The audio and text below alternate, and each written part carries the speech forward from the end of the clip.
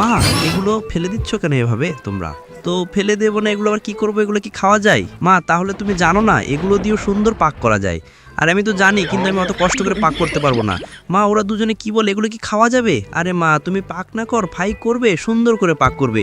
হ্যাঁ, বুঝতে পেরেছি, তোমাদের যা ইচ্ছা তোমরা তাই করো, আমি এগুলা কিছু করতে পারবো না। মা, তোমার কিছু করা লাগবে না, আমি একাই সব করব।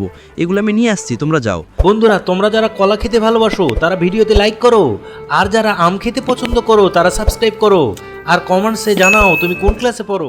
প্রথমে আমি এর ভেতরে সোডা এবং কিছু সস দিয়ে ধুয়ে নেব। তারপরে একটু সস এবং কিছু মশলা দিয়ে সুন্দর করে রেখে দেব, এবং কড়াইয়ে চাল দিয়ে সব ধরনের মরিচ, পেঁয়াজ, আদা, রসুন সব দিয়ে মিক্সড করে নেব। তারপরে তার উপরে এগুলো দিয়ে ঢেকে দেব এবং অনেকক্ষণ দমে রাখবো।